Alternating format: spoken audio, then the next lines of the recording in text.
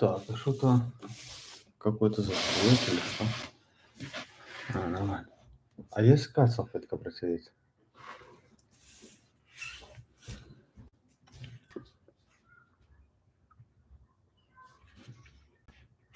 Дошло? Ну да, наверное. О, даже уже 70 человек есть. Ну, хорошо. Господа, всем привет. Как слышно?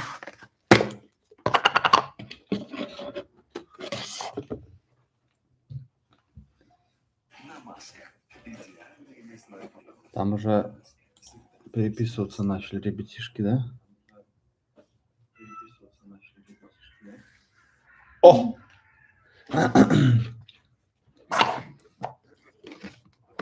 Мгм.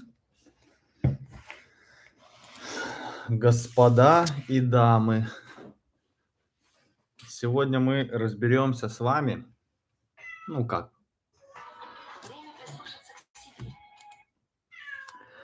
стоит ли начинать заниматься маляркой и с чего начать. Так, значит, я буду говорить все понятное дело со своей колокольни, но это мое видение. У каждого оно будет абсолютно другое, и в целом не бывает неправильных решений. Самое неправильное решение – это ничего не делать. Всем привет. Короче, ребят, начинаем. Значит, смотрите. Я хотела, чтобы ты сейчас всем рассказал, что в чате я прикрепила А, ссылку на Бусти. мгм, Там можно оставить свой вопрос, на мгм. который хотите точно получить ответ. Мы Ну, будем оттуда, сначала первостепенно будем оттуда отвечать на вопросы. ну, я думаю, они услышали все. Да? Дублировать мне нет смысла. Значит, Вопросы все по ссылке, закрепленные в чатике, можете оставлять. Я буду зачитывать их оттуда. кошка кушать хочет, он на улицу хочет. Так, кота покормить. Так, ребятишки, значит, я себе такой небольшой набросочек сделал, чтобы, значит, как стать профессионалом. Значит, ну, в первую очередь я бы, наверное, вообще хотел сказать, стоит ли им становиться и не стоит. Для себя я определил следующее. Если ты выбираешь какое-то дело, и ты от него в целом получаешь удовольствие, то неважно, что там ты здоровье будешь гробить или еще что-то. Просто в жизни самое важное, что есть, это вот найти свое предназначение. А свое предназначение — это то, что ты можешь делать, вообще, ну, с удовольствием. Большинство людей, как бы, понятное дело, не нашли своего предназначения, потому что родители или кто-то там говорил: "Иди учись туда", как мне, допустим, или "Иди туда". Потом, когда я с универа уходил, мне батька говорил: "Ну ты что творишь, блин?" Я говорю: "Ну я понимаю, что это как бы, ну, не мое". Он говорит: "Вот смотри, я отучился, у меня все как бы хорошо". Я говорю: "Дружище, блин, ну не все хорошо у тебя, далеко не все хорошо". И мне как бы непонятно, куда там высшее образование это приведет, и я как бы пошел красить тачки. Вот. Ну, сначала на стройку пошел, поработал, потом пошел красить тачки. Что я хотел сказать. Вам важно в любом деле, неважно, ты там маляр, там ты кто там, я не знаю, плотник или еще что-то, в первую очередь это удовольствие от работы. На первоначальных этапах ты можешь работать прям без выходных, ты можешь работать без, уставания. Ты вот как начал работать, ты как будто в потоке в каком-то. И это в первую очередь говорит о том, что, скорее всего, дружище, ты на своем месте. Это не говорит о том, что ты будешь жить всю жизнь и работать, заниматься этим делом. Но на промежутке, к примеру, 5 лет это то дело, от которого ты кайфуешь, и то, что будет тебя подводить к какой-то следующему этапу жизни. Вот. Значит, в малярке с чего надо начать? Не надо ничего покупать, не надо ничего, там, гаражи там покупать, как многие, а потом он начинает красить и понимает, что как бы у него аллергия на кожу такая, что он просто не может работать. В первую очередь нужно посмотреть видосы. Чьи видосы, вы, конечно же, знаете. Если тебе это хотя бы смотрится и тебе это прикольно наблюдать за этим, я бы рекомендовал пойти поработать в какой-то сервис. Там, может, даже безвозмездно, недельку, 2, полторы потереть, пообщаться, посмотреть. Может, тебе вообще контингент людей неприятен, понимаешь? Может, тебе вообще неприятно там находиться, может, тебе тачки в целом неприятны. Когда ты уже вроде бы втянулся в все это дело, тогда уже начинай изучать материалы, потому что ну, то есть, как что работает, грунты, лаки, какие наждачки использовать, пятое, десятое. Изучать нужно также самому, смотреть много разных видосов, потому что очень много разных теорий. И если ты будешь работать в каком-то автосервисе, имей в виду, что не факт, что там работают профессионалы. Как правило, в автосервисе толковых маляров считанные единицы, потому что толковый маляр, он должен зарабатывать прям хорошо. В наших автосервисах ни один маляр прям хорошо не зарабатывает.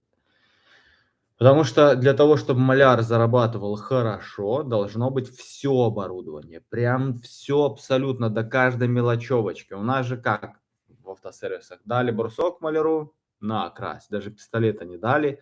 Он еще тянет свой компрессор с гаража, тянет свой покрасочный пистолет и красит своим оборудованием. Так вот это все шляпа. Никогда в жизни там ты денег не заработаешь.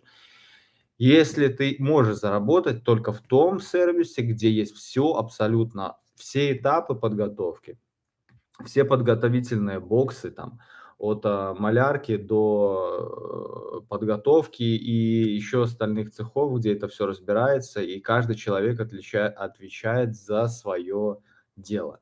Там ты в целом можешь заработать, но все равно небольшие деньги, потому что, ну, на мой взгляд, в Беларуси, я не знаю, как там в Москве, где там в России, в Беларуси $1000 маляр не зарабатывает.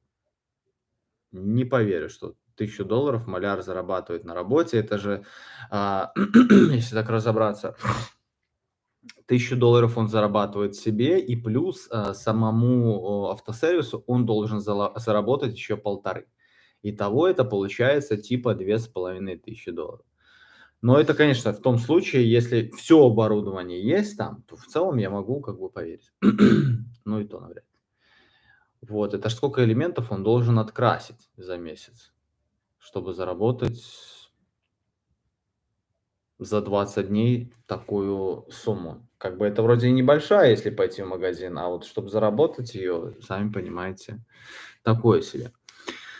Вот, когда там вроде бы понял, что вроде бы твое, надо изучить именно по материалам, какими наждачками пользоваться, как пользоваться, потом какими грунтами, как пользоваться, потом какими лаками, какими базами и какие основные там косяки бывают. И в целом как бы можно уже начинать. Можно создать там группу ВКонтакте, там свой Инстаграм, запустить какую-то маломальскую рекламу, арендовать гараж и в целом заниматься этим делом. Но опять же, я скажу так, что в гараже, если не будет нормальной вытяжки, то, ребята, это прям будет сильный удар по здоровью. Потому что когда маляр красит в хорошей камере, он даже может не одевать маску, в целом он может красить без проблем. Все это уходит, там небольшой коэффициент попадает в эту фильтрацию маски. При этом, да, конечно, когда ты подготавливаешь тачку, то, блин, тут вообще нельзя пренебрегать ни одеждой, ни масками, ни всеми этими пылесосами, чтобы хоть как-то сохранить свое здоровье. Можно я почитаю замечание? Old School пишет: в Калифорнии маляр зарабатывает где-то 1500–2500, если работает очень медленно. Мгм. А если очень хорошо работает и своя малярка, то в месяц зарабатывает легко $35 000 в Калифорнии. Ну подожди, что $35 000? Сам своими Если руками своя один? малярка. Ну вот, Ну нет, спроси, уточни. поясни, пожалуйста, сам один своими руками, ну это сколько? Сколько это должно, сколько один элемент там должен стоить? Он сам на себя работает, сам на себя и зарабатывает в месяц 35 000 в Калифорнии. 35 тысяч долларов в Калифорнии. Ну, вот тут надо разъяснить.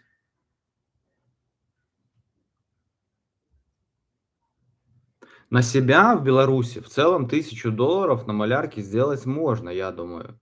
М. Можно. Это если при Даже том условии, 1,5. что ты не платишь ни налогов, ничего, то в целом я поверю. Если как бы там все ФСЗН и все остальное, то, может, в Минске, да, на периферии точно нет. Так, он покрасил «Шевроле» новое для одного коллекционера. Одну машину за нее он берет за полную покраску 8. Ну, подожди. Для того, чтобы покрасить машину коллекционеру, ее невозможно покрасить быстро. Если это нужно сделать хорошо, то как бы это и в месяц ты можешь не уложиться. Вот там чё суть. Если просто перемотовать и покрасить, то поверю. А если прям там надо все вышпаклевывать, ну, это все очень относительно. В Америке я в целом могу поверить, что человек 35 косарей зарабатывает, но слабо представляю в голове, как это. Вот. Это ж сколько элементов, ну, сколько элемент у него должен стоить? Минимум $500, тогда, ну да. Так.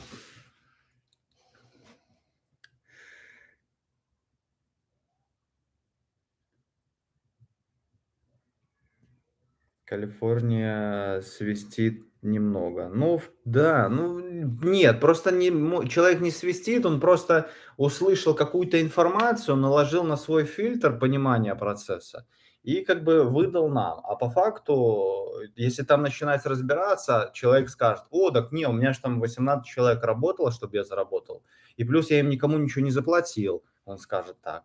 И вот они заработали 35. Можно красить элемент на улице? Можно. Желательно вообще красить с самого утра, часиков 4, летом. И мошкары нету, и пыли, и ветра нету, как правило. Можно красить. Так, вот, что я хотел сказать, еще. Как стать профессионалом? Профессионалом можно стать только за время. И если ты будешь находиться рядом с тем человеком, кто действительно уже у тебя профессионал, и ты хочешь на него равняться, тогда ты можешь стать, ну, быстрее гораздо, потому что он будет с тобой делиться. Но я вас, ребят, уверяю, профессионалом в малярке становиться не обязательно. Лично, на мой взгляд, малярку лучше изучать именно как хобби. Если ты будешь этим заниматься профессионально, то ты расстроишься ровным счетом тогда, когда ты станешь в этом профессионалом. Потому что это полное говно. Вот так. Кто бы вам что ни говорил обратное, он либо вам что-то хочет впарить, либо он просто вам хочет соврать. Ты не сказал насчет современного тренда по обучению курсам онлайн, Ну, оффлайн. по малярке такого в целом-то нету, наверное, еще никто не додумался. Но я просто, вот смотрите, я сколько вот живу, столько в этом убеждаюсь. Как только человек начал кого-то обучать в чем-то, плюс еще за деньги, то значит, знаете, прям запишите себе на той татуировку, напишите: этот человек не умеет зарабатывать деньги в тем, чем занимается. Потому что я сколько знаю таких вариантов, человек вроде бы дернулся в какой-то бизнес, он изучил этот бизнес, поверхностно изучил. И понял, что, блин, он сложный, тут как бы и денег не заработать. А дай-ка я как бы уже процесс я весь как бы знаю, а дай-ка я просто начну людей учить. И вот и все. Просто тот, кто профессионал своего дела, никогда в жизни никого учить не будет. Ему нафиг это не надо. Он делает деньги в этом бизнесе. Все. Это нужно усвоить. И кто вот продает вам курсы там онлайн, оффлайн, все это шляпа редкостная.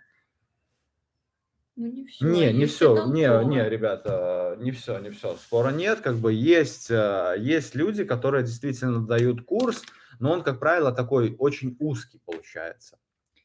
Потому что я ходил, допустим, бизнес-обучение, да. После этого бизнес-обучения это была шляпа. Я ходил по созданию сайтов, изучал курс, нам рассказывали. А я потом понял, что человек, который преподает мне этот курс, он ноль вообще. Он знает какой-то... И в конце, когда я ушел оттуда, он сказал: ну, ребят, вы же понимаете, чтобы вам двигаться дальше, вам нужно самому все изучать. Так ёпта, а чё ж ты мне не сказал, когда я перед тем, как тебе оплатил, когда я пришел на твой курс? Ты мне какие-то, рассказывал, абстрактные вещи, что якобы я уже буду там профессионалом, смогу создавать свои сайты. Вот вам и ответ. И все эти курсы 95%, а то, может, и 99%, именно вот просто ненужная информация, которая есть в свободном доступе. Причем в свободном доступе ты ее можешь найти, гораздо, лучше, чем ее тебе подадут, в тех курсах.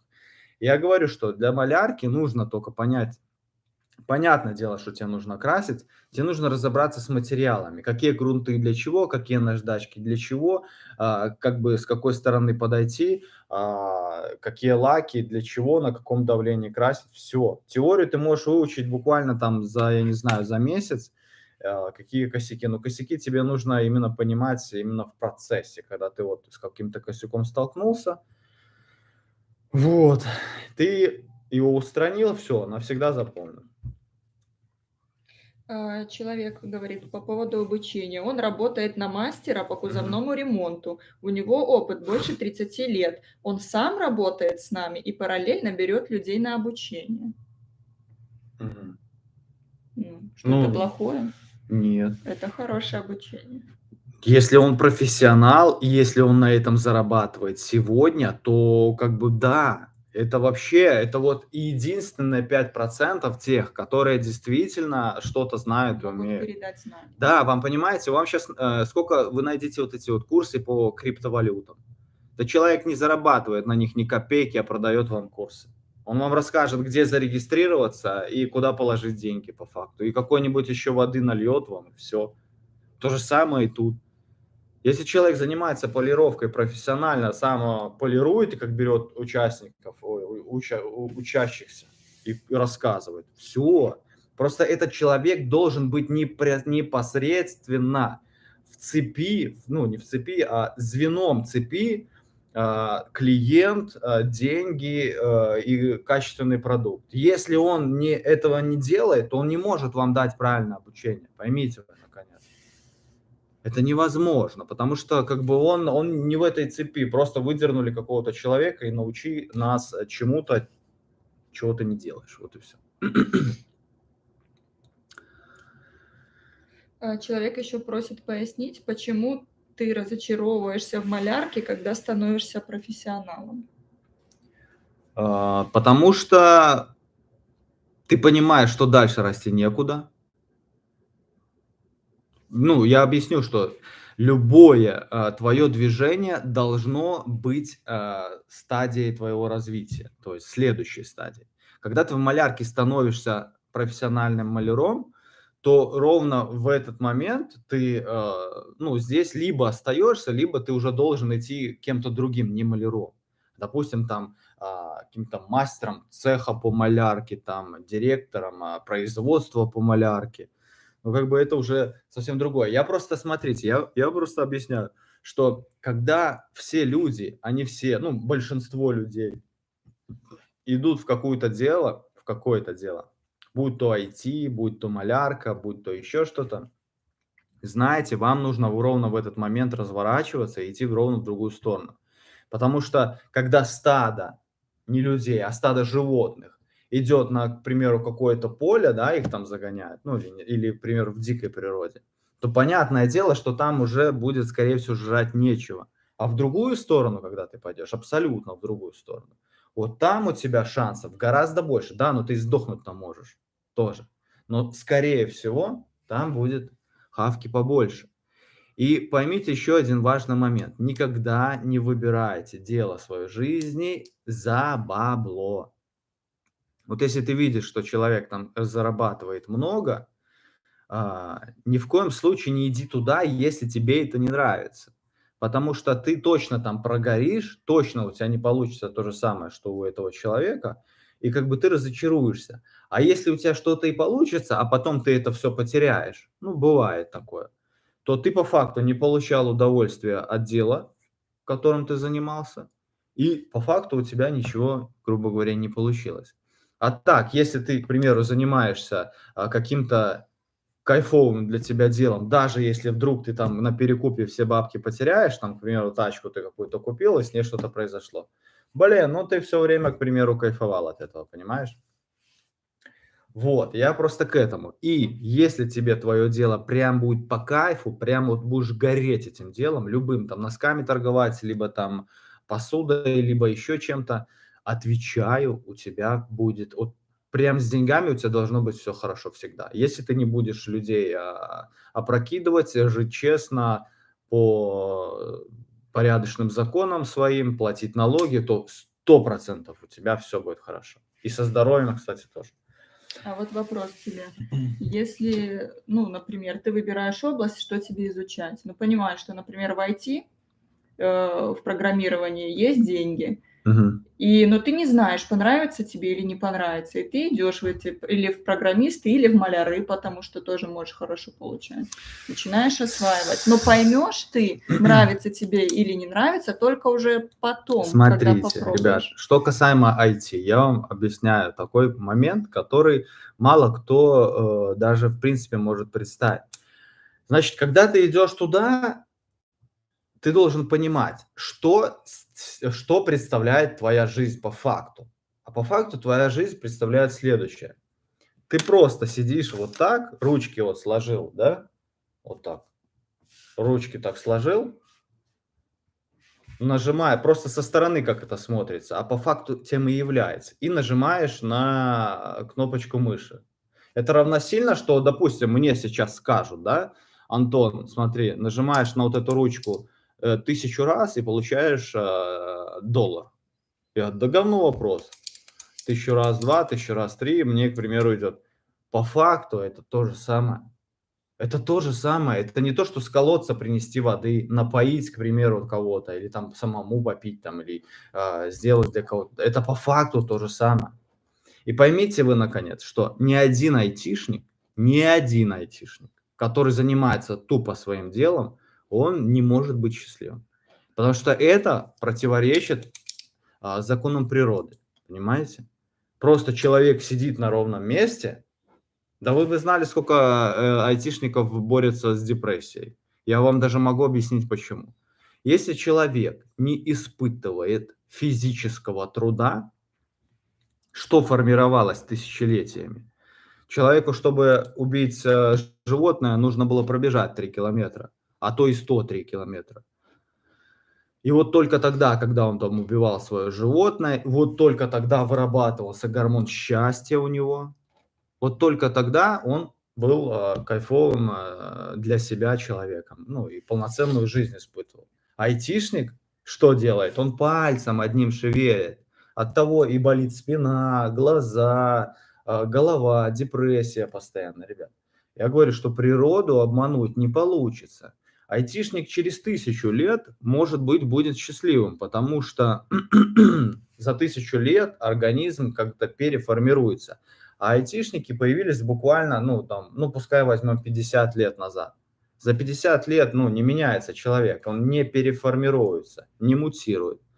Вот и все, вот вам и ответ. Поэтому я говорю, что только мотивируйтесь именно внутренним состоянием.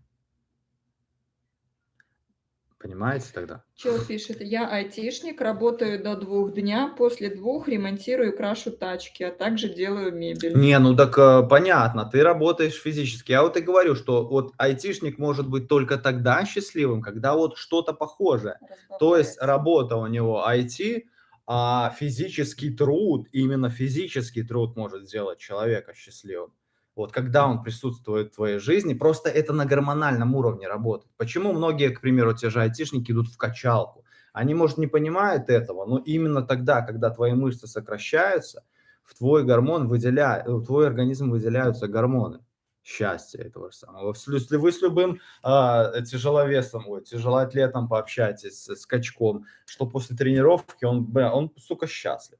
А откуда это? Именно оттуда. Поэтому спорт, он как бы и продлевает жизнь, и, ну, понимаете, да? Вот, поэтому По-любому физический труд, он должен быть. А особенно, когда физический труд, к примеру, ты сделал. Почему, вот, допустим, малярка всех поражает? Потому что вот у тебя было что-то некрасивое, физический труд, и потом ты получаешь какую-то потрясающую вещь, и вот из-за этого ты вот прям начинаешь порхать и взлетать, и прям бабочки у тебя там летают. Вот именно здесь. Вот это природа человека, понимаете? Природу не обмануть. Как бы, какими деньгами вам никто не... Просто я вам скажу, что и в малярке есть ребята, которые деньги зарабатывают, и в любом бизнесе они есть. Только если ты предрасположен к этому делу, ты можешь найти такие обходы, которые никто никогда не найдет, и у тебя твое дело стрельнет гораздо круче, чем у остальных. Вот и все. Поэтому я говорю, никогда, никогда, ребят, не идите туда за баблом. Это вот, и, кстати, и друзей не выбирайте так, потому что, ну, я привожу пример. Ты там находишь какого-то чувака, у него там большие там бабки он зарабатывает. Ты начинаешь вроде с ним и дружить, и кинтиться только из-за того, что у него есть эти деньги. А потом получается со временем так, что этот человек кидает тебя так сильно, что ты потом думаешь, а нафиг оно мне надо было? Ну, конечно, мало кто анализирует ситуацию таким образом, но я тебе так скажу, что вообще в этой жизни и женщин так выбирать нельзя. Именно только слушай свое внутреннее состояние. Ты прямо вот почувствуешь, когда вот то, чего ты кайфуешь, не поддается именно логическому объяснению, ну, сука, оно тебя прям зажигает изнутри. Вот так оно должно быть. Что у нас дальше там, ребят? Ну, по пунктикам, что там вопрос прилетел. О, 10 бакинских, Ивану. братишка. Иван наш донатер. Иван здесь. Мгм. Сын будет, назовем его Иван.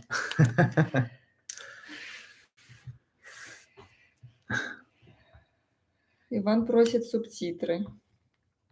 Скажи, Субтитры. если мы узнаем, где их включить, мы А где включим. включаются субтитры, господа?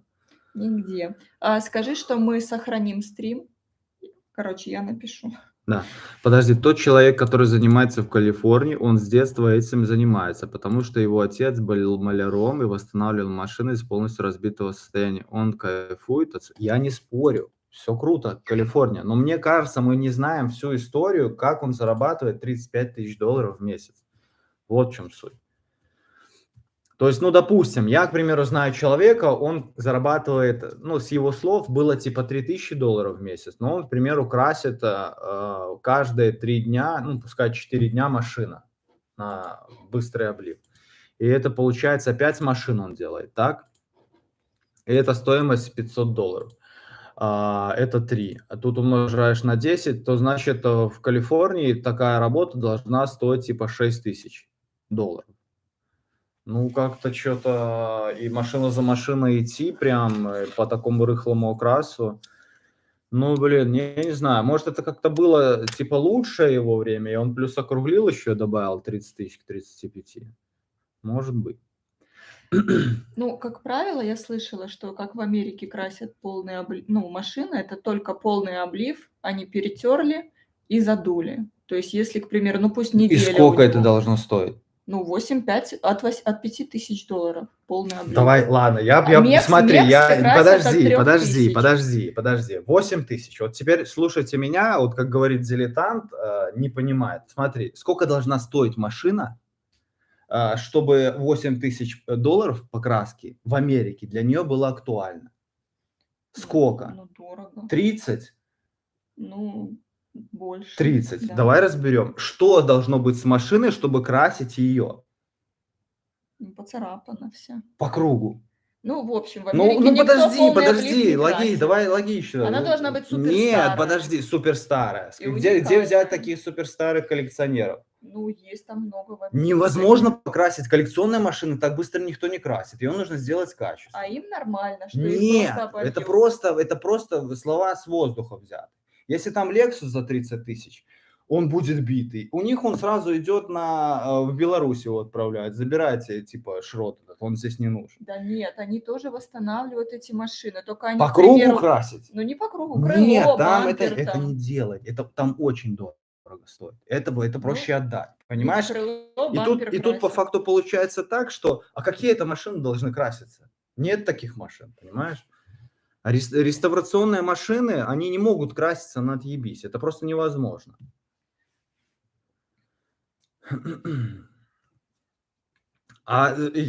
Ну ладно, машина, допустим, покраска будет стоить там $6000. Ну, Toyota я, старая, например, допустим. верю, что работая маляром на себя в Америке, ты можешь 30-ку поднять. Нет, нет, Можешь. Ну почему невозможно. нет? Многие писали, Невозможно. что это можно Я так не, сделать. я с удовольствием Но пообщался бы с тем маляром, который это телефона и зря потраченного времени.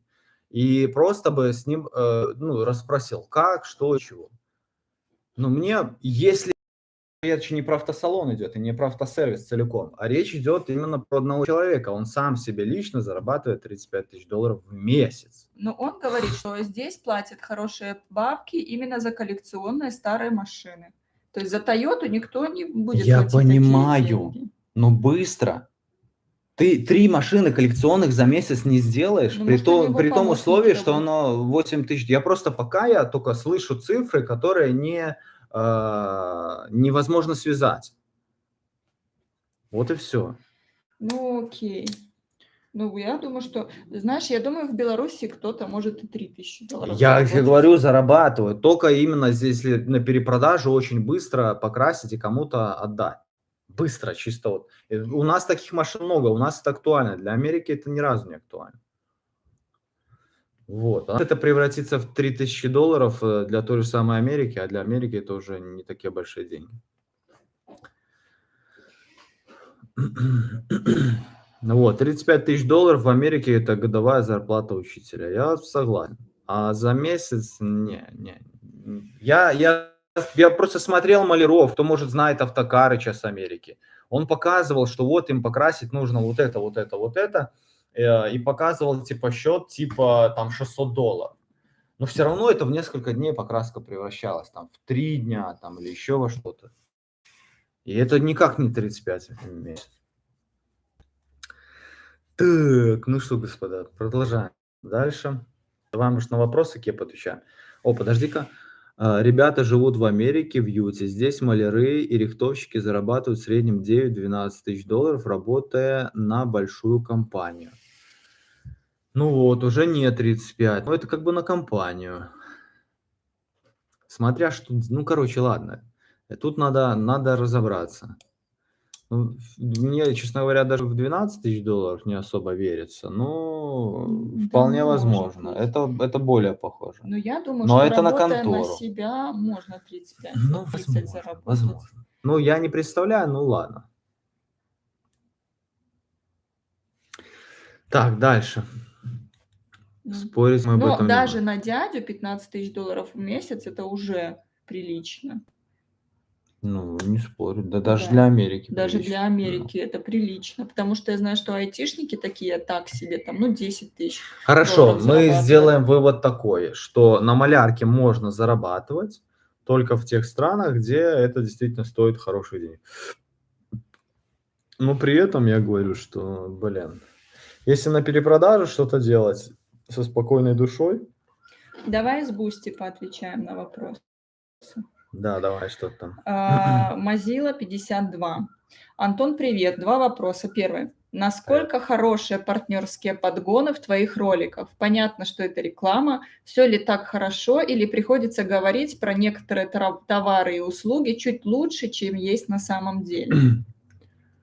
Ну, вообще, на самом деле, я ж ни про что особо даже не рассказывал такого. Единственное, что я показывал, вот этим я работаю, вот этим я работаю. Но если действительно что-то, полная шляпа, как бы, то я это даже вам не покажу, потому что, ну, как я могу это вам показать? Вы это, к примеру, купите, там, попробуйте, и что, это полное говнище. Вот. Все, что я именно пробую, я сначала попробовал, да, вроде ничего, и вот только тогда как бы вам показал. Вот. Следующий вопрос. Да. Не было мысли заняться сваркой кастомных выхлопов. И что для этого нужно, если я хочу сменить работу с перекладывания бумажек на эту сферу? Нет опыта, но есть желание делать красиво. Кастомных выхлопов прям? Да, сварка кастомных выхлопов. Ну, как в моем понимании, это же не очень, как бы простое дело. Тут, во-первых, и необходимые материалы дорогостоящие. Ну, там сварочник, который будет стоить там порядка $3000, как бы я не говорю, но это нормально. Вот. И работать нужно, этим заниматься исключительно в больших городах, чтобы был у тебя неплохой спрос. Но если, конечно, ты вот этим бы занимался типа в Америке, то прям там, я думаю, ты прям колоссальные бабки зарабатывал. Пишешь, что это полный бред, что здесь такие зарплаты. Я лично могу скинуть, сколько я заработал. Нормальный, больше 400 тысяч. За год это годовых. я так А на чем он? Он сам не знает, что делает. Ну, наверное, тоже реставрирует. Школа Ну, реставрации. Ну, спроси. а чем ты занимаешься? Old Restoration, Сколько? ОСР. Так. В том-то и суть, как говорит он, что люди, те, кто не живут в Америке, тех, у кого голова не соображает, и те, кто не могут запросить, как можно так зарабатывать, они думают, что такие маленькие зарплаты. Он не занимается реставрацией, он строит свой сервис на следующий год только. Мгм. Ну, выводы сделали выводы. Не, ну понятно, что в Америке поприятнее зарплата, чем у нас, и платежеспособность людей побольше, и замена тормозных колодок с заменой масла может стоить порядка $1000. Как бы это нормально. Так, дальше что там?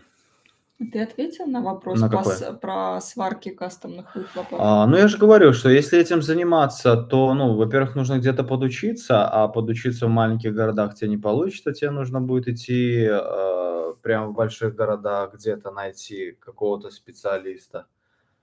Пушистый. Вот, и при этом, ну, на сварщика нужно обучиться, чтобы иметь понимание. Я не говорю там про 6 лет в лохарне, нет, я говорю про какой-то именно курс такой быстренький, не онлайн. Хотя бы, чтоб помогли тебе, рассказали, показали основные присадки, что каким этим варить, и как бы в целом, я думаю, ты хотя бы более-менее поймешь, надо тебе это ли вообще или нет. Просто у кого-то, допустим, руки гнутся не так, он начинает варить, блин, ну нифига не получается. А если у тебя нифига не получается, то, как правило, тебе это не нравится. Вот. Короче, нужно в любом случае попробовать, потому что если ты пойдешь на автосервис какой-то, где ребята этим занимаются уже хорошо, блин, ну сразу тебе точно никто не даст варить ответственные машины, Еще глушителя. вопрос от Михаила Омска. Мгм.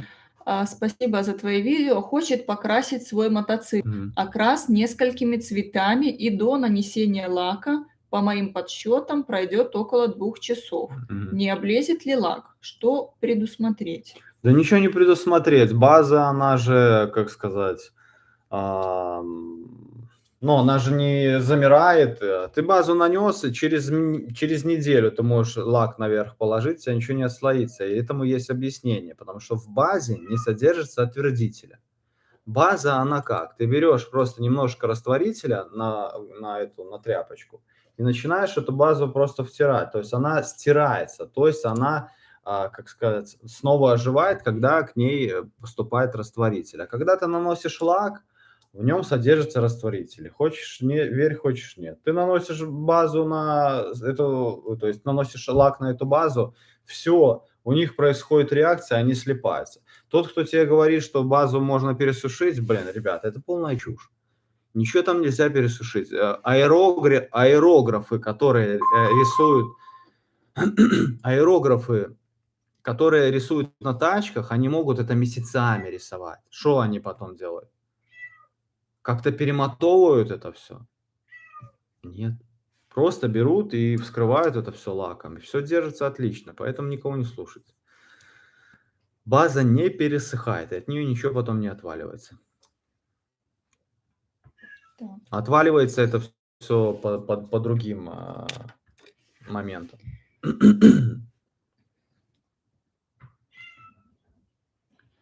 Пу-пу-пу. Ты на все 3000 танцуешь? долларов США — это 24 100 рублей. Это Тут на каком? белорусских, наверно. А может и нет, не знаю. Непонятно, в каких 24 100 рублей.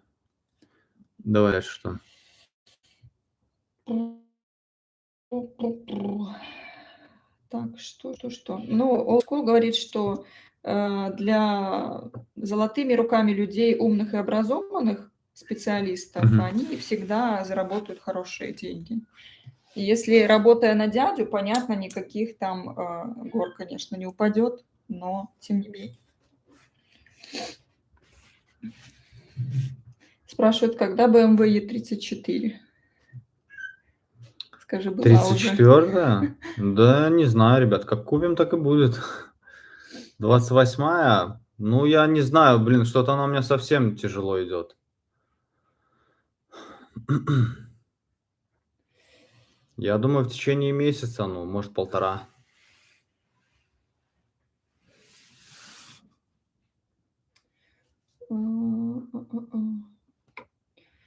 Old School говорит, что сварщики тоже очень хорошо получают. И говорят, если квалифицированный сварщик и найдет девушку, которая будет работать как блогерша в Сиэтле, вы сразу поймете, сколько человек зарабатывает. То есть она пилит контент, Мгм. он А делает я ремонты. видел, там что-то оглушители она варит, да? Ну, я не знаю, я не По-моему, видела. она даже уехала с русскоязычного пространства, я не помню откуда. Может, даже из Беларуси, может, с России. Кто-то мне рассказывал про девчонку. Говорят, лучше Е30 увидеть в твоем проекте. Ой, господа, я не знаю, мне бы эту закончить, а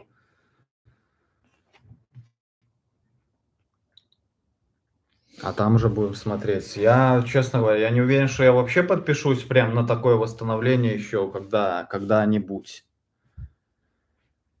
Потому что, ну, прям это жесть. Так.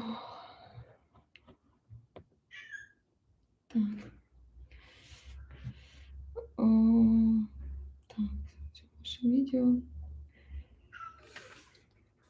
Мгм.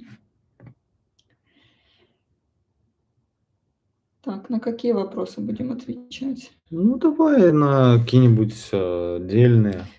Сколько времени потратил на такой качественный монтаж и где учился в своих видео? Насколько это отжигает время ремонта? Ну, я думаю, что, наверно, раза в 3 точно отодвигает. Прям, потому что другой раз камеру можешь ставить, там, я не знаю, ну, так не нравится, так не нравится, так не нравится. Хотя ты еще даже не дошел там до сварки, а ты еще только камеру выставлял, там еще свет можешь какой поставить. Но отодвигает раза в 3 точно. Ну, вот мне сейчас бэху по факту там нужно было покрасить. Ну, я думаю, за месяц, наверное, ее реально было бы сделать, но, О, олдскул, $50 а, скинул вижу. Но я думаю, что я поблагодарил. сейчас не успею это за такой срок. Мне кажется, месяца 2 точно нужно будет. Old School, спасибо за донат огромное. Так, как избежать полосы яблок? Так, привет, расскажи про покраску серебром, как избежать полос яблок. Так? Ну, во-первых, начиная даже от банальной температуры, в той, в которой ты красишь.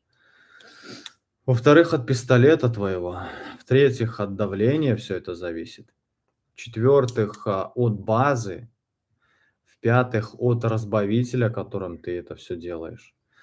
И, очень часто бывает такое, что вот прям ты базу нанес, да, и, ну, никак зерно в нее не поворачивается. И просто порой кто-то может, добавить либо биндер в саму базу, либо нанести прям на сам элемент. Ну, как правило, полосит оно на капоте, там, на крыше.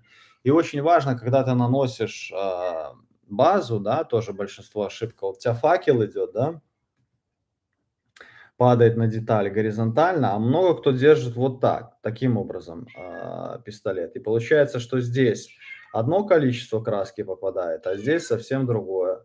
И ты вот начинаешь полосить, и никак ты не можешь это перекрыть, понимаешь?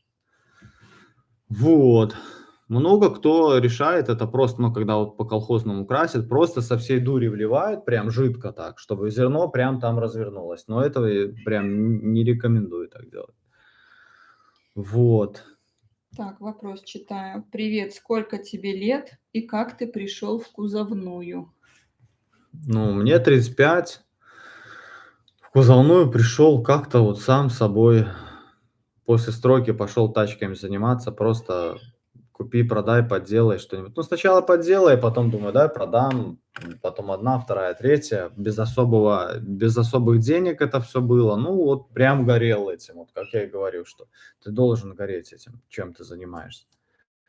Вот, от этого я и кайфовал. Но я говорю, что в любом случае, если чтобы развиваться, всегда нужно что-то изучать, что-то пробовать. Вот просто, как я и говорю, что, вот, допустим, в малярке стать профессионалом а, и дальше не развиваться, ничего не изучать, ничего не пробовать, как бы замкнуться в этом, то, блин, ну, жизнь тоска будет, понимаешь? Нужно как-то всегда двигаться, двигаться, двигаться, двигаться, двигаться. И поэтому ты никогда сам закисать не будешь. Вот от чего, вот у меня такое тоже было. Ты варкой занимаешься, а так тоскливо, блин, вообще жесть. Не развиваешь, ни оборудование не развиваешь, не улучшаешь свои условия. Да вот это, как правило, и накрывает. Поэтому нужно всегда развиваться. Я вот, туда-сюда думаю найти нормальное помещение, не под автосервис ни в коем случае, а для того, чтобы самому потиху там заниматься, снимать видосики, там контент какой-то. Потому что автосервис, я говорю, что это полная шляпа. Любой толковый маляр, который знает свое ремесло, вам скажет, в скольких автосервисах он не работал. Деньги всегда плюс-минус были одинаковые. Ни один директор этого автосервиса денег больших не зарабатывал, а в геморрое постоянно был. Вот именно про это я вам всегда, ребята, как бы говорю и топлю. И тот, кто просто... Я говорю, что малярка– это круто, когда это твое хобби. Ни в коем случае не твой заработок. Ты пришел в гараж, с удовольствием покрасил. Ты такой, блин, кайф будешь испытывать от этого. А когда тебе нужно завтра тачку отдать срочно, или там что-то не получается, или еще что-то, вот это полная жопа. Это как бы не... Это вообще две разных вещи. Это как, к примеру, да, ты поехал по люди, но приедь в эту же страну работать, это совсем другой мир. Одно и то же место, одни и те же люди, но твое восприятие этого мира абсолютно другое. То же самое и здесь. Кайфуйте именно от малярки, не пытайтесь туда уйти в заработки. Ты Там расскажи, денег нет. как вообще это вредно для здоровья еще. Это колоссально вредно для здоровья. От шпаклевки, когда ты трешь, до, там, я не знаю, грунтовки, до обработки, до... Ну, в малярке что? Ты начал переодеваться, и ты уже дышишь пылью. На одежде твоей это уже пыль есть. Это уже вредно. Абсолютно. Там вообще нету никаких, ни единых полезных. Ну, когда ты заклеиваешь тачку, да, вот это единственное, наверное, когда ты... У тебя передохнуть печень твоя может. И кто бы вам что ни говорил, если вытяжки у вас в помещении нету прям хорошей, и вы красите, и респираторы ваши эти спасают вас вроде бы, но все равно процент какой-то оседает. Вот Old School говорит, что ему 37 лет, и он строитель. И Мгм. есть компания траковая, ну, траки, Мгм. перевозит машины по Америке. На следующий год будет строить или свое СТО, или купит готовый. Мгм. И заниматься будет запчастями БУ, продажа на всю Америку, разбором машин на детали с аукционом и восстанавливать тачки хорошие и дорогие. И этот сервис В 1300 квадратов минимум для души. Тут главное, тоже, что важно, не забывать, вот как говорит Old School Restoration, значит, когда вы что-то делаете, вот как он хочет развиваться, там тоже все это, как я и говорю, тут главное испытывать баланс. Просто вот нужно уметь и работать, и отдыхать. То есть не зарабатывать деньги для того, чтобы просто их зарабатывать, просто нужно понимать, что мы здесь временно, туда-сюда как бы потусовались и сыграли в ящик. Тут нужно именно найти тот баланс, чтобы, зарабатывая эти деньги, уметь получать от них удовольствие. Если просто сделать какую-то гипер-супер-компанию, не оставлять себе ни капли времени на отдых, а просто зарабатывать эти бабки, спрашивается зачем? Зачем и для чего это все? Нужен всегда баланс. Потому что единственное, что с собой туда мы сможем забрать, это свои ощущения. Это какое-то путешествие, это общение с людьми, это какие-то эмоции. Но ни в коем случае не большие помещения, большие машины, дорогие там шмотки и так далее. Суперка говорит, что, как в любой профессии, он сварщик и кайфовал бы, если бы это было мое хобби. А так как, ну, ты работаешь постоянно на износ, и это еще, ой, как вредно для здоровья. То есть, когда в хобби, оно круто, а когда ты херачишь, то... Абсолютно верно. Я вам более того скажу. Смотрите, как у меня было. Работал я на стройке. Начал заниматься тачками, тачки были мое хобби. То есть там типа подкрасил, купил, продал. Потом в итоге я начинаю заниматься тачками. Со стройки я ушел, мое хобби стало моей работой. Потом я начал заниматься тачками на полной теме и начал заниматься ютубом. YouTube был моим хобби. Потом YouTube мой превратился в мою работу, и я начал, грубо говоря, заниматься и зарабатывать ютубом. И вот сейчас, если так разобраться, а хобби-то у меня, наверное, и нету. И вот надо придумать какое-то новое хобби, чтобы потом оно стало работать. А на самом деле нету, да? Ну, YouTube. Но мне нравится... Соцсети как хобби Нет, можно пробовать, да? это скорее работа. Мне нравится вот оффроуд, мне нравится бездорожье, мне нравится природа, вот этого я кайфую. Поэтому я хотел спросить, может, у кого-то есть недорогой внедорожник, кто продает? В Беларуси желательно. Ну, можно даже и на Рашке, я думаю, купить, если у кого-то есть. Так что, ребята, если у кого-то есть, в Инстаграм мне скидывайте, я бы себе что-нибудь такое, ну, недорогое.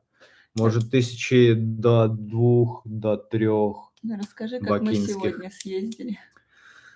Сегодня ездил, смотрел джип Grand Cherokee 95-го года, 5,2 бензин.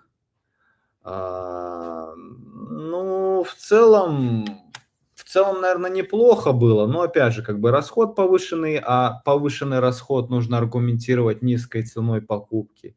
Да и плюс, как бы ребята там какие-то немножко были такие странноватые. Перекупы. Ну, не перекупы, Перекупы. ну пускай перекупы, ну, блин, ну нет доверия вот к Мутные этим типам, очень. вообще нет доверия.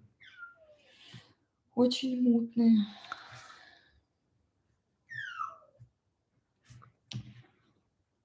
Купи у вас Патриот для бездорожья. Блин, ребята, я с удовольствием бы купил УАЗ Патриот, я бы с удовольствием купил Ниву, я бы удовольствием купил еще что-то, если бы это стоило адекватных денег. Я вот, смотрите, я привожу пример. УАЗ Патриот более-менее нормальное состояние, и так же, как и Нива, стоит там что-то типа 4-5 тысяч долларов. За 3 рубля там взглянуть даже не на что за 3000 долларов. И вот когда ты смотришь за 5000 долларов, ты такой оглядываешься вокруг. Оба, тут есть Mitsubishi Pajero за эти же деньги. Тут есть Hyundai Galloper за эти же деньги. На 10 голов выше этого всего.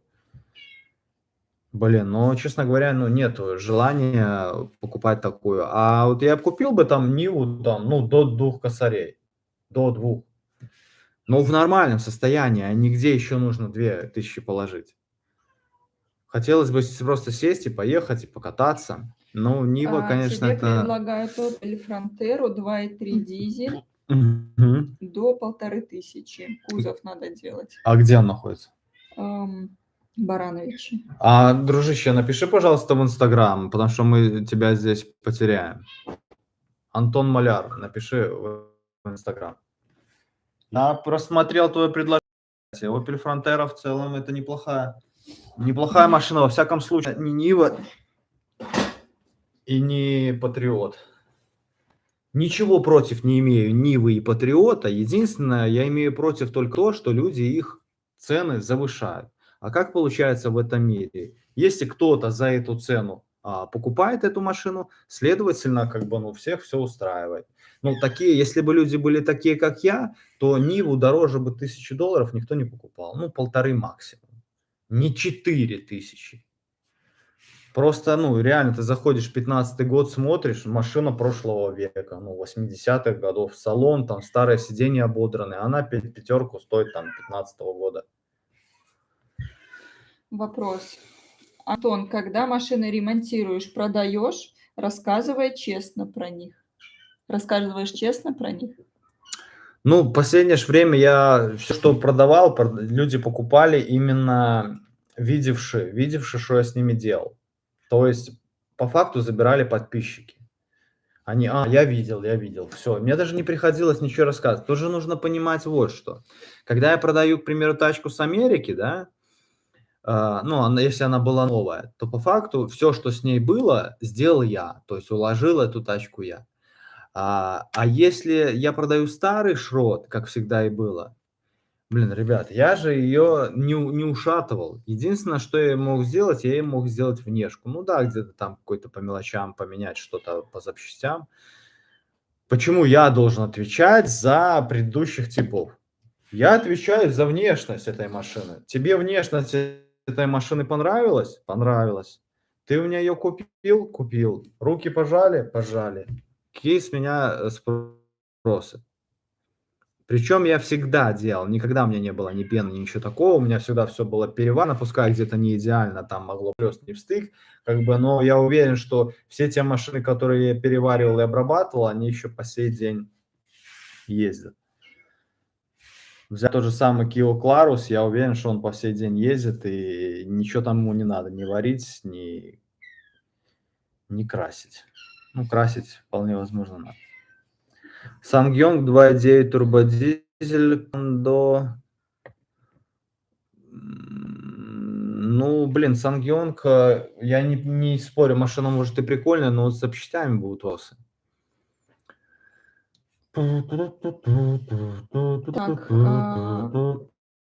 Подскажи, как после пескоструя днище авто защитить поверхность, пока буду производить сварочные работы по днищу, с тем учетом, что все за один день не переварю.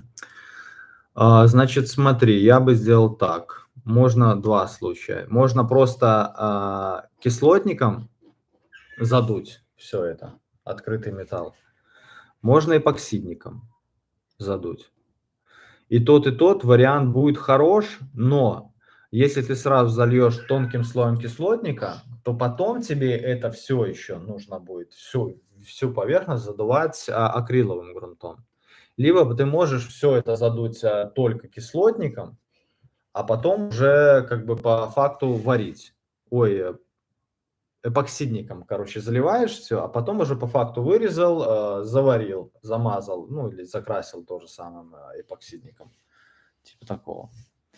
С кислотником работы в 2 раза больше просто. Так. Пушек, ты задолбал. Техничку ты же оцениваешь перед покупкой, соответственно, ты знаешь состояние. Ты об этом клиенту говоришь.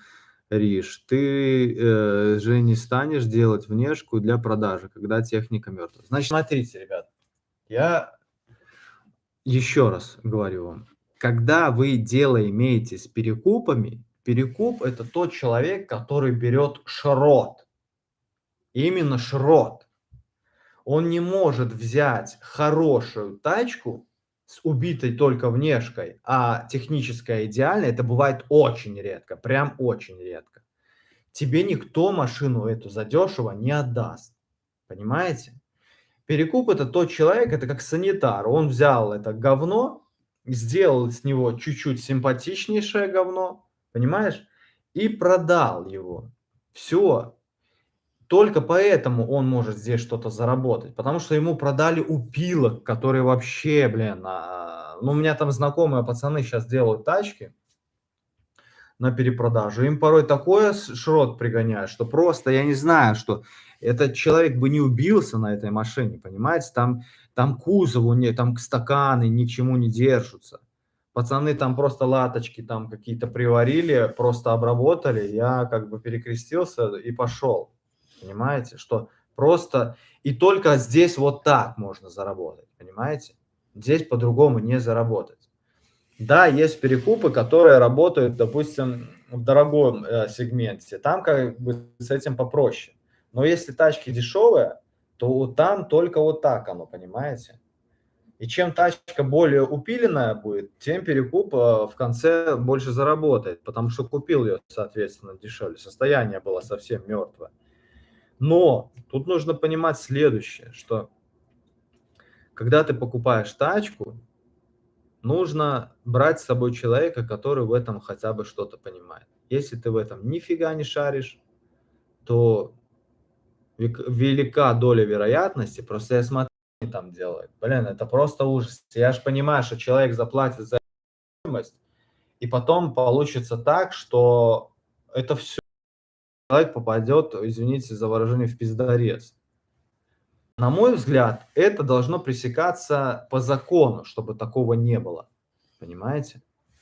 Как-то преследоваться, но, ну, смотри, давайте разберемся так. Вот человек приходит, покупает машину, так?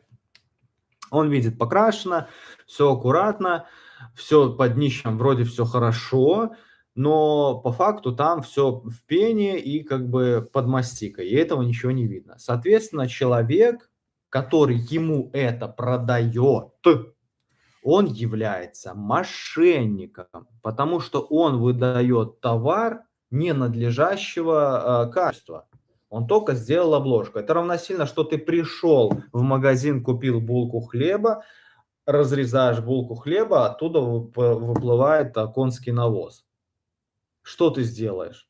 Да ты засудить эту суку сможешь, которая тебе это продала, понимаешь? То же самое сейчас. Почему убрались еще справки, вы думаете, господа? Не догадываетесь? А я вам объясню, что сейчас, если тачка будет на кого-то оформляться, а она на кого-то будет оформляться по договору купли-продажи, то этого человека можно уже будет преследовать по закону, понимаете? Очень легко. И вы, я думаю, знаете, что машину в течение 14 дней, 2 недель можно вернуть всегда.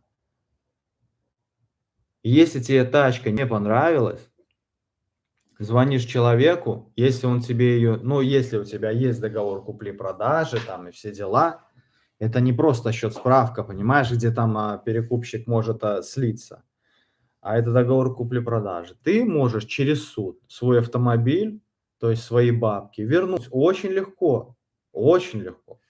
И вот когда так будут поступать все люди, вот тогда перекупов будет меньше. А если они будут, то они будут как бы надлежащие, короче, порядочные люди будут.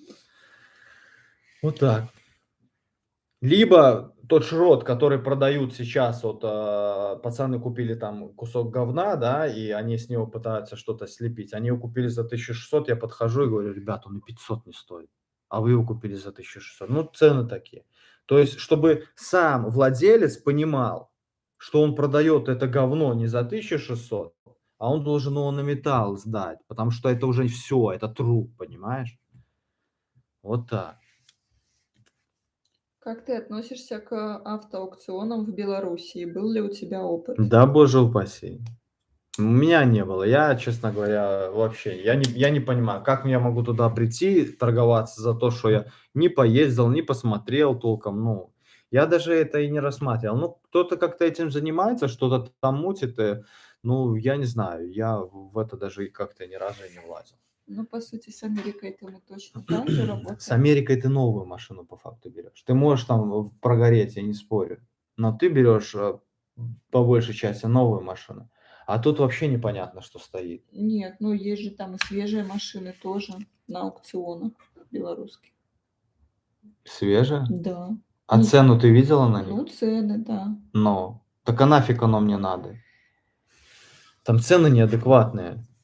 Ну да, за шрот там $200, да, как бы, а все остальное, не знаю, там не очень. Ну, все, что я видел, я прям таких, приятных моментов, я чтобы вам говорю, что когда я 10, да не 10, лет 5, может, 7 назад там тачку мог на перекупчик посмотреть, ты открываешь объявление, пока вот гортаешь, ну, допустим, в течение там 10-15 минут, 15 машин у тебя уже помечено. О, вот это прикольно, вот это, вот это, вот это, вот это, вот это. А сейчас ты, к примеру, там днями вот так вот ее гортаешь, ты понимаешь, что там вообще ничего нет. Но все равно как-то вот ребята умудряются на перекупчике мутить. Азамат пишет: я продаю в основном шрот по адекватной цене. Показываю все, что сам вижу, а там Вот, уже дело лично вот, каждого. вот, Просто людей вот, загнали, и вот, многим плевать на вот, дрявый вот. кузов или обоссанный мотор. Смотрите, еще в мире работает такой, как сказать его, ну, закон, ну, вселенная, фиг его знает. Для того, чтобы, вот, допустим, как искоренить перекупов, да, их можно сажать, их можно там наказывать, но можно сделать все гораздо проще. Можно давать такую работу, вот, допустим, представьте, в Швейцарии в то же самое, да, вы думаете, кто-нибудь там таким шотом занимается? Нет, потому что человеку проще пойти, там, я не знаю, грузчиком работать, либо там на каком-нибудь машинке кататься по заводу и зарабатывать своих 5000 евро, франков, там как оно, и зарабатывать эти деньги, чем где-то париться, переживать, рисковать ненужными деньгами, с непонятными клиентами общаться. Зачем это кому нужно? Можно сделать просто, шикарные условия труда и большие зарплаты, тогда вообще перекупов не будет. Ну, будут единицы, либо будут типа элитные там тачки какие-то перепродавать, но шротом, ну, заниматься точно никто не будет. Вот. А можно, да, как бы по закону преследовать. Вот так. А по-другому никак их не искоренить. Никакими там бумажками, там, всегда какую-то лазейку кто-нибудь да найдет. Подскажи, как можно и чем обработать и покрасить переднюю пластиковую панель, которая местами обтерлась и вздулась от солнца? Что с ней сделать? Да. Ну, если пластиковая, ее можно только либо покрасить целиком, чего бы я не рекомендовал делать, либо нагреть. Вообще я видел, люди делают следующим образом: нагревают какой-то материал, там типа силиконовый, а, и прикладывают к целому месту твоей панели, и она создает именно структуру. И потом феном нагревают, где у тебя протерто, и, вот этой вот, структурной, печатью делают, форму. Но это, опять же, нужно именно быть на опыте. Там можно такого наваять, что будет хуже, чем было. Вот. Но красить панели я, честно говоря, не рекомендую, потому что любая царапка, и это все краска, где-то скользится, где-то еще раз, что-то. Ну, не рекомендую красить. Только если, допустим, какие-то вот декоративные эти моменты красишь и под лак их, к примеру, убираешь, тогда да. Подскажи, что можно сделать с фильтрами на респиратор. При покраске вонь вся чувствуется. Ну, смотри, у тебя, может, просто стоят плохие фильтра, у тебя, может быть, просто пылевые фильтра, у тебя должны быть с угольной крошкой. И если у тебя с угольной крошкой фильтра, и ты слышишь запах, то тебе их просто надо менять. Скорее всего, они у тебя уже накопились, накопили эти вредных веществ, и ты уже их просто нюхаешь. Короче, либо поменяй фильтра, ну, в любом случае, поменяй фильтра на угольные, будешь смотреть, что к чему. Потому что у меня было, я когда начал красить, тачки, вообще первые тачки, у меня просто стояли пылевые фильтра. Я думаю, что за нафиг? нормально, о, класс, даже запаха краски не слышно. Так, дальше.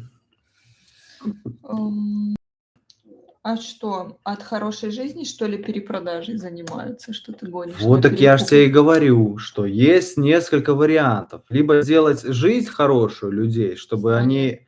они, да, не задумывались об этом. Либо, ну, как бы, второй вариант мне не очень нравится, но что я могу сделать? Ну да, призывать только всем, чтобы делали нормальный ремонт, и Да все. невозможно, пойми, ну невозможно сделать нормальный ремонт. Если делать нормальный ремонт на том говне, которое тебе продали, то по факту тут ничего не заработать, понимаешь? Ну и причем, ну, до какого Это идеала это доводить? палка о двух концах. Ну да. Ну, просто Но для кого-то один ремонт может быть нормальный, а кому-то скажет, что ты говно сделал. просто тут есть какая фигня. Вот, допустим, как у меня было, что я прихожу, смотрю на машину, если там полный труп, вообще полнейший трупенция, ну, что там просто надо там пена, там что-то со стаканами делать, все это прятать. Я просто уходил, я эту машину не брал. Я говорю, не, нафиг не нужно, я найду другую тачку. Вот. Просто чтобы хозяева этот шрот не продавали дальше, а просто с ним как-то вот распрощались. Допустим, сдали там его на металл куда-то, еще что-то. Но это все такое, знаешь, зачем ему сдавать на металл, если ему тут, блядь, перекупы предложат интересную цену, чем на тот металл. Я же и говорю, что это в первую очередь все зависит от того, что жизнь не сладкая, люди и вынуждены идти и искать дополнительные заработки. Но каждый сам для себя решает, брать говно это на перепродажу или нет. Хотя бы можно взять что-то более-менее нормальное, а не полный труп. Фриман пишет, что Антон, никого не слушай, перекуп это тот, кто купил и через час впарил ее, а ты красавчик, даешь вторую жизнь и зарабатываешь. Ну, я говорю, что я же сам был перекупом, но прям жесткого говна у меня прям откровеннейшего не было. Потому что я как-то раз взял, понял, что нафиг оно надо, потому что она начала и сыпаться, и потом я и спать не мог, что человеку продал, а как, что. И он звонил потом еще, я понял, что не, такое говно мне точно не нужно. Брал что-то такое хотя бы более-менее. Старался именно только по внешке, чтобы техничка была хотя бы более-менее нормальной. А, Имел дело со смазкой АМС-3 для подводных лодок, как Не знаю, антикоррозионная. не знаю, не знаю. Говорят, что потом оно все возвращается, когда кого-то обманываешь. Так вот я же говорю, что, получается, вот я вам, ребята, скажу, что пока я был на перекупе, в любом случае ты что-то продаешь, ты не можешь сказать 100%. Вот здесь там что-то, вот там, здесь. И как таковых деньги могли прийти, ну, вот так.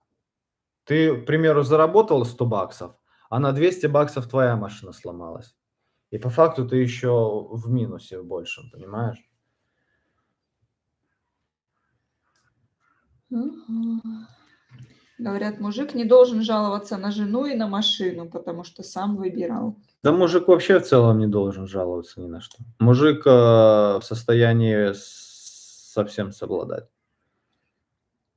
Мгм. Под бампером чем лучше обработать? Под бампером, а что там под бампером-то? Не знаю. Ну, пушечным салом можно обработать, если тачка старая. Если тачка новая, можно и мастикой обработать. Ну, если там коррозии не было еще, то можно и мастикой обработать. Ну, нормально, не дешманская какой-нибудь, а каучуковая мастика, которая и долго не пересыхает, вообще не пересыхает. Она, ну, ты пальцем нажимаешь, она всегда мягенькая. Потому что если она пересохнет, она потом просто пластами треснет и отвалится. Говорят, что нужно красить грузовики, там хорошие цены за ремонт. Я же и автобусы красил. У меня аж ИП, там все дела. Ко мне же приезжали детский один автобус, не, два детских автобуса или 3 автобуса даже что-то было. Желтенький.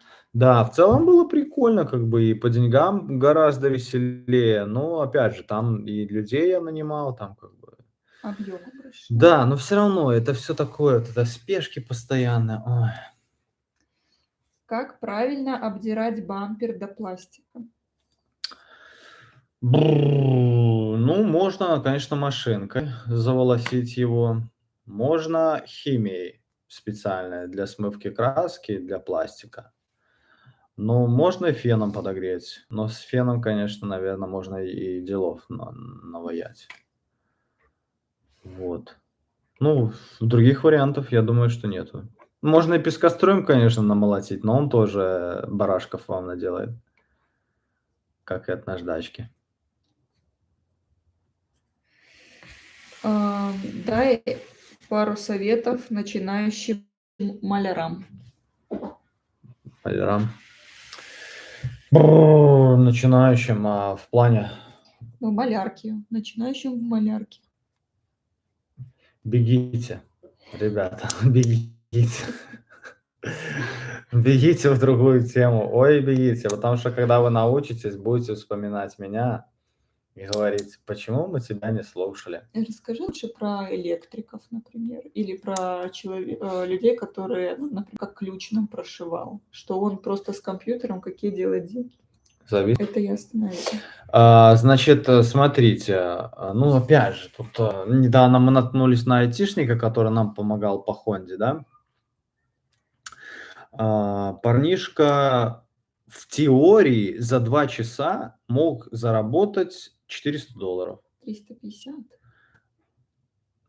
350 Ну, долларов. 400-350, да. В малярке реально такие деньги сделал. Да, у человека есть определенное оборудование, у человека есть определенный навык, но я вам более того скажу, человек не делал того, что не подвластно моему пониманию, либо чьему-то пониманию. При этом чистенький, опрятненький. Ну, если так Здоровье разобраться, не трогает. он в теории мог сделать за месяц 30 косарей. Ну, это, то есть его как бы масштабы. В малярке 30 косарей, ну, разве что, как говорят, в Америке можно. Ну, немножко сомневаюсь, но пускай там можно. В малярке косарь, ребята, ну, сейчас можно, но, наверное, сложновато заработать, понимаете? Плюс потерять здоровье. Кошка моет яйца на диване. Вот.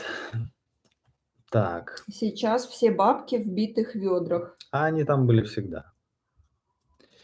Битые ведра. Сколько я брал битых ведер? Даже вот, покупал, вот я помню, еще мне позвонили, там то ли с Бобруйска. Короче, приехал, купил подбитую тачку, а, там что там 1200 была или что-то, а хорошие они стоили в районе 4. Я ее по факту перепродал, даже ничего не сделал, что приехал, на следующий день меня человек забрал, и я как бы на ней заработал нормальную сумму. Вообще ничего не делаешь. И при этом у человека еще остался запас ее восстановить. Вот. А у нас очень часто, у нас битые тачки, обратите внимание, почему у нас их нету в объявках. Потому что у нас они остаются где-то, допустим, на эвакуаторе человек приехал, пообщался, о, так я могу там забрать, или кто-то может забрать. В автосервисе ее где-то кто-то перекупил, либо там знакомые, там знакомых перехватили.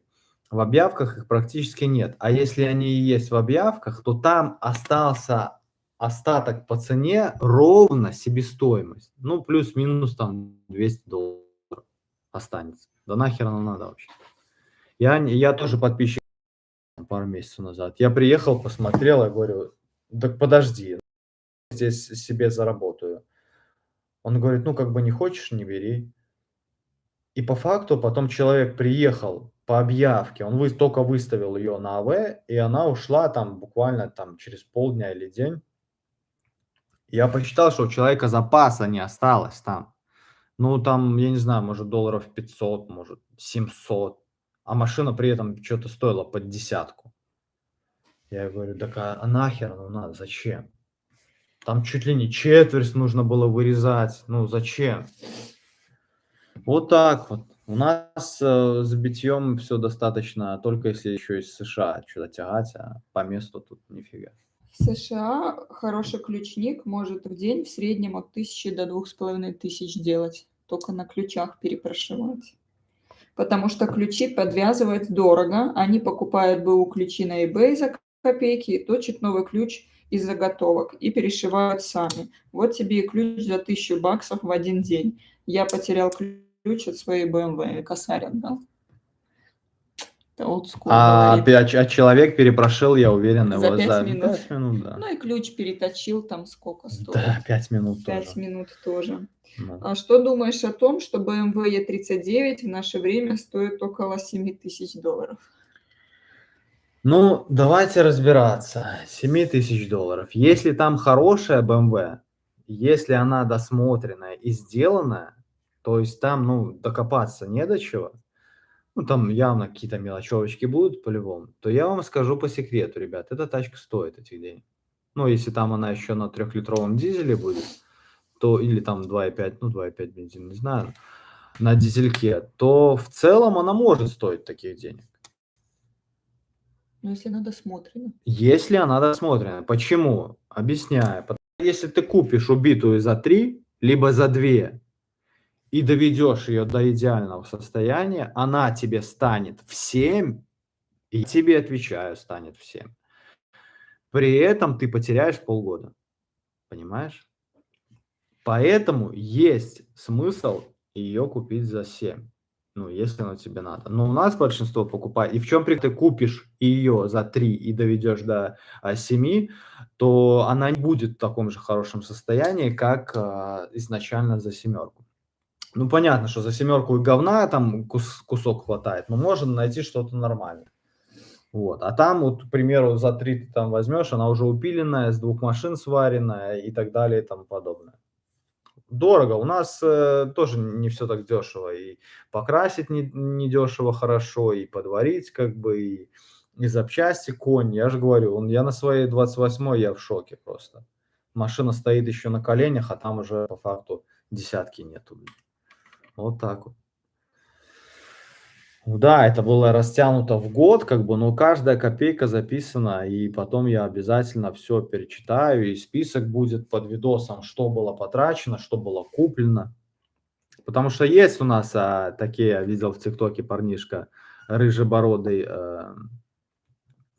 типа стебется над тачками там. Да, большинство там по факту, но иногда я как бы смотрю, и я просто понимаю, что он ничего в этом не шарит, и цена якобы раздута машина, но если человек туда вкладывал деньги, там делал все это, и там идеальное состояние, то она может стоить там, как вы говорите, 39-ка, 7 косарей, она может стоить этих денег. Но если именно за тачкой следили, там все прям хорошо. Антон, расскажи, сколько работ сменил за всю жизнь и какая по душе была или есть? Да, на самом деле, наверное, немного работ. Тут я работал на дорогах, стройка, потом мосты, стройка, опять же, потом дома, многоквартирная тоже стройка. Вообще ни разу не по душе ни одна из строек была. И потом вот как-то плавно перешел в машины, потом еще годика полтора плавильщиком поработал, плавили цветные металлы, там сурьма, всякое такое. Вот, тоже достаточно вредная. Тоже было все это не по душе. Но я понял, что вот я могу только кайфовать от того, что работаю на себя, и именно вот как-то это с тачками, вот, как-то вот моё. Я просто понимал, что, допустим, пойти какие-то металлоконструкции варить, там козырьки, блин, ну это такая скукотища. Вот я не знаю, вот с тачками вот прям моё душевное. С мотоциклами как-то вот не задалось. Ну как-то не чувствую я в них какой-то там кайфа, души, что ли, хотя уверен, что она там есть, потому что все как бы и песни слагают по этому поводу. Но вот ко мне как-то, ну, не знаю. Хотя, может, со временем и приобрету себе мотоцикл. Для начала на права надо сдать на мотоцикл. Вот. Что еще хотел сказать? Ну, по душе только вот тачки. И мне кажется, не обязательно это может быть малярка, может даже быть и еще что-то.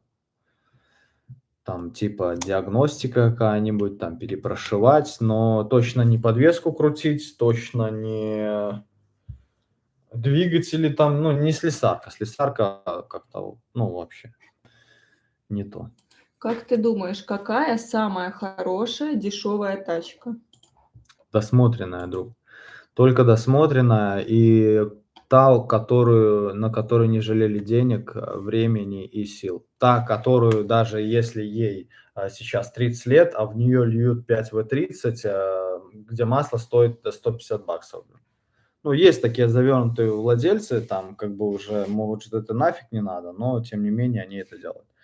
Вот такие вот люди, вот таких надо покупать. И неважно, какая машина, там может быть и Део Матис, там может быть и Нива задрыпанная, но человек там поменял все, перепрессовал подшипники, поставил какой-нибудь Ивеко, там раздатка там другая или доработанная. Ну, блин, это лучше машина будет, чем ты сейчас пойдешь Ниву с завода купишь, понимаешь? Потому что она уже, в нее вложена душа. Нива с завода – это не новая машина. Там еще очень много чего нужно дорабатывать. Поэтому только тот человек, только у того, кто действительно на нее не жалел ни времени, ни денег. А если стапельные работы рассматривать для заработка? Очень хорошая тема, очень хорошая, но, как сказать, очень тяжелая. Прям очень тяжело физическая. Это вот, кстати, в чем мне нравится, а не нравится стройка, что стройка очень физически тяжелая работа, а вот я как-то к физическому прям тяжелому труду как-то не так предназначен. Вот, ну, как-то организм у меня не очень.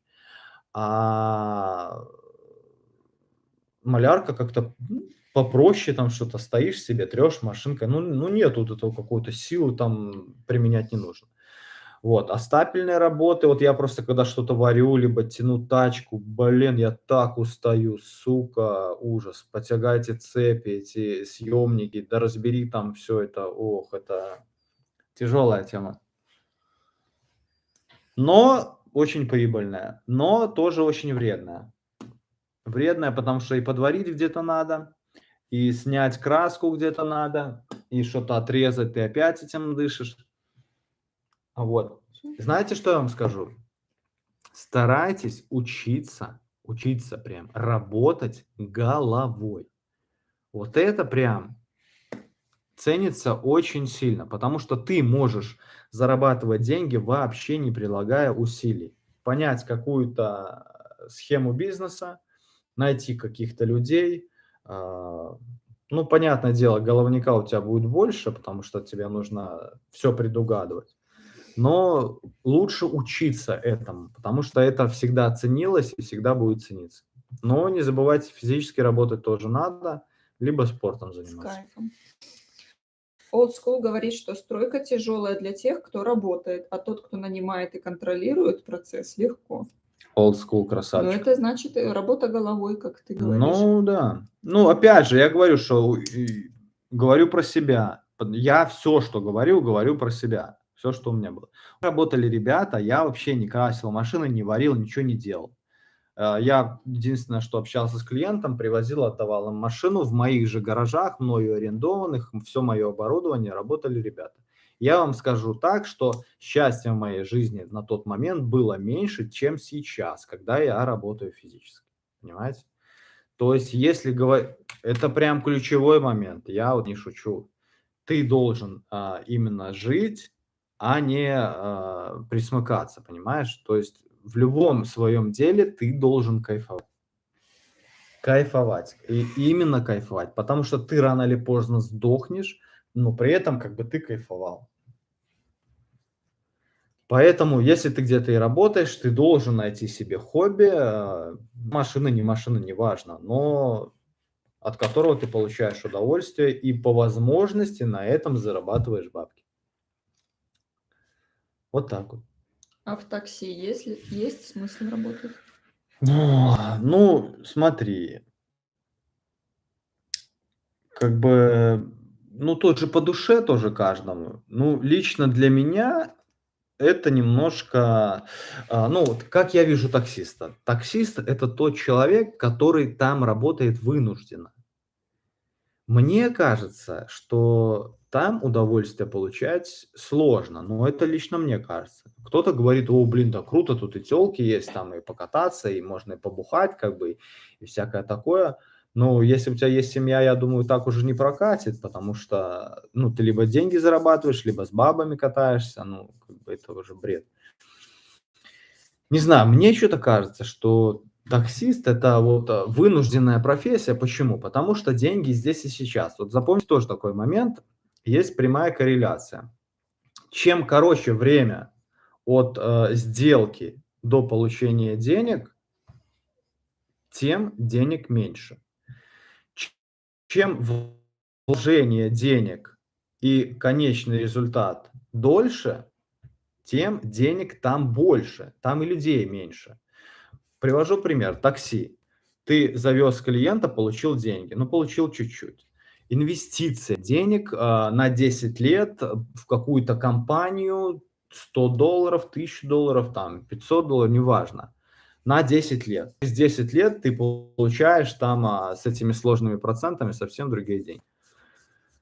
Вот так. И чем вот это вот, дело, ну, такое, знаешь, как быстрое, а тут оно совсем мгновенное. Вот ты все эти там возьми того же самого алкаша, как они работают, да. Ты его нанимаешь, ему же важно, чтобы деньги были сегодня вечером. Для чего? Для того, чтобы у него сегодня вечером можно было это дело взять. И чем люди, короче вот этот вот промежуток, тем, как бы, мне кажется, судьба у них может, не легкая, скажу, но они туда не идут из-за того, что прям им по кайфу эта работа, а из-за того, что прям нужны деньги сегодня. Вот так. Вот так. Давай А закругляться. перекуп своего рода инвестор.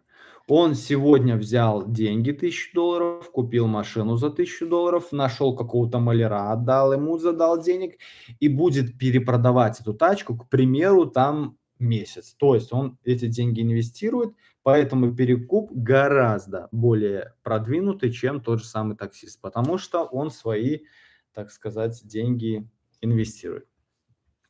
При этом если еще сам не работает. Вот. Давай закругляться уже. Да, ребятишки, давайте, наверное, закругляться. Антон, просто хотел тебе сказать большое спасибо тебе за твои обучающие ролики. Они очень помогли мне при подготовке автомобилей. Пожалуйста, дружище, обращайся, если что. А можешь рассказать, для чего ты вообще снимаешь ролики? Как обучающие? А, Где? Ну, на YouTube. Так обучающих-то я уже не снимаю, по факту. Ну, почему? Ты все равно показываешь процесс, как ты делаешь. Как это Ну, делается. смотрите, у меня вообще такое понятие. Если я что-то сделал и это не заснял, и не дал пользу, человеку, то я ничего не сделал. Вот почему мне человек говорит: "Антон, почему ты тачки не красишь клиентам?" Я и говорю, что мне это неинтересно. Я не могу, из этого дать какую-то пользу людям. Я вот выбрал это, сам хочу дать сегодня и рассказать, значит, я это и даю. Вот. Мне как бы просто так сделать машину и ничего не подснять вообще не интересно. Мне больше интересно уже людям давать какую-то информацию, какие-то эмоции, чтобы человек посмотрел фильм, кайфанул вечерочек. Вот это меня мотивирует. Просто, открасить машину и заработать деньги- это для меня скучновато. Мне хочется именно давать людям эмоции положительные, ну и пользу, соответственно. Вот такие вот дела. Что там человек ругается?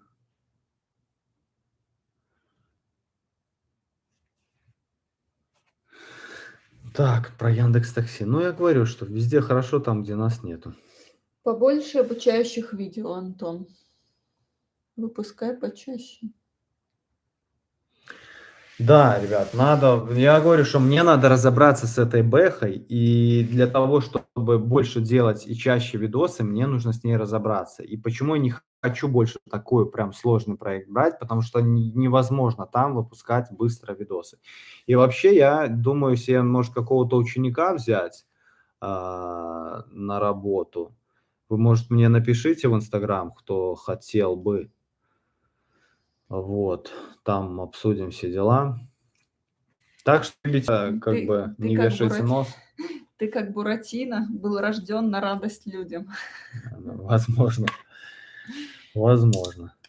Вот. Вот единственное, что меня зажигает, это вот обратная связь, когда кто-то говорит, что вот мои труды не напрасны, да. А то, что, к примеру, я там деньги взял, их потратил, блин, ну это скукотища на самом деле. Вот. Все, ребята. Всем удачи, не обманывайте людей, следите за своим здоровьем и за своими родными. Вот так. Спасибо за компанию. Давайте. Всем пока.